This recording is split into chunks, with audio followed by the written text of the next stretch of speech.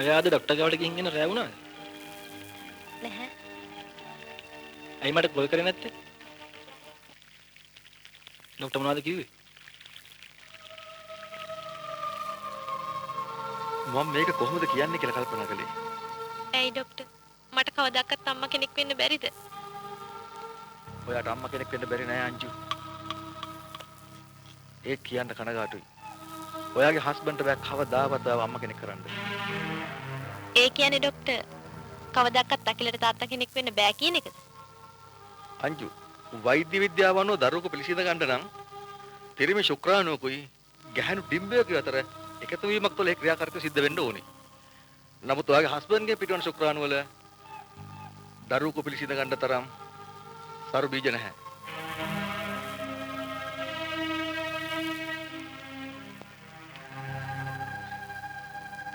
ඉතින් ડોක්ටර් ඒකට බෙහෙතක් නැද්ද?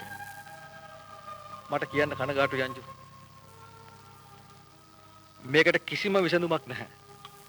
ඔයාට දරුවෙක් හදන්නම ඕන නම් සරු බීජ තියෙන පිරිමියෙකුගේ බීජ අරගෙන ඔයාගේ දරු ගැබට ඇතුල් කරන්න ඕනේ.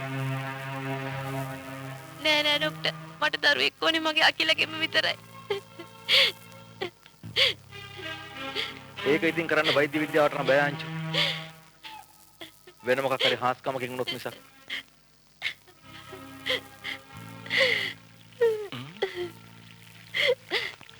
ඇයි අංජු?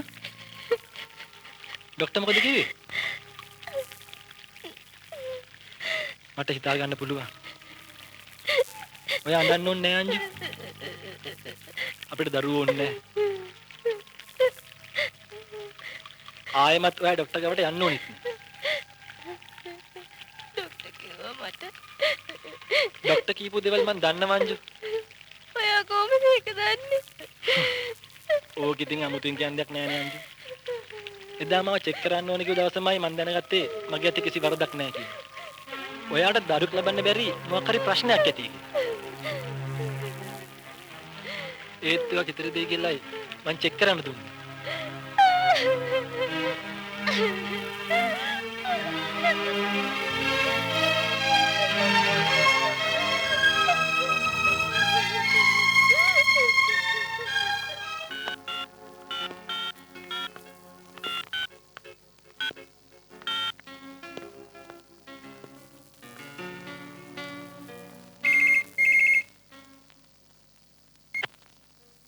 හෙලෝ කවුද කතා කරන්නේ? මම මොනිකා කතා කරන්නේ. කවුද මොනිකා කියන්නේ? අයියෝ ඔච්චරික්ම අමතක වුණාද? ඇයි ડોක්ටර් කරුරත්නේ ක්ලිනික් එකේ වැඩ කරන්නේ? ආනේ හරි හරි අනේ සෝරි. ඉතින් මොකද මේ හදිස්සියම? එහෙම හදිස්සියක් නැහැ. එදා ඔය අඬපු විදියට මට හරියට දුක හිතුණා. ඒක නෙමෙයි. ඔයාගේ ප්‍රශ්න ගැන ඔයාගේ හස්බන්ඩ් කිව්වද? එයා හිතන්නේ මේක මගේ වරදක් කියලා. පිරිමි එහෙම තමයි හිතන්නේ. ඒ අය හරිම ආත්මාර්ථකාමී. අපි බලමු ඔකට මොකක් හරි කරන්න. ඒක නෙමෙයි. ඔයාට පුළුවන් දෙයට දෙකට විතර අපේ ක්ලිනික් එකට එන්න. ඔයා දන්න වෙන කවුරු හරි ડોක්ටර් කෙනෙක් ඉන්නවද? ඒ පඬිත කතා වලින් වැඩක් නැහැ. අපි හෙට හවසට හම්බ වෙමුකෝ. ඕකේ? බයි.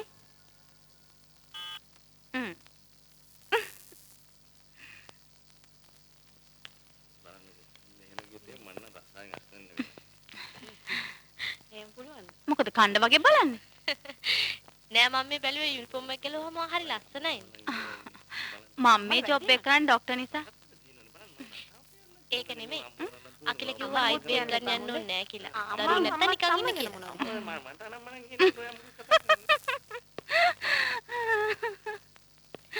ඇයි ඔහොම hina වෙන්නේ? මම මේ වගේ එකේ සෝන තරම් අත ගහලා තියෙනවා. මුලින්ම පිරිමි කියන්නේ ඔහොම තමයි. ඕව ඔක්කොම පිරිමින්ගේ බොරු කතා කෙල්ලේ. ඔයාට දරුවෙක් නැති වුණොත් අකිලේ වෙන ගෑණියෙක් ගාවට. ඒක හරි කතාවක් නේ.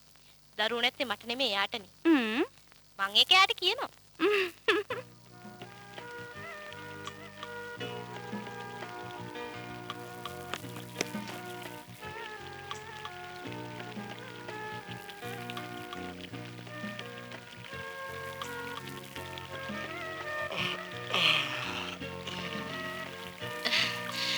අම්මේ ඈනු මේ තරම ඇයි ඔයාට කම්මැලිද?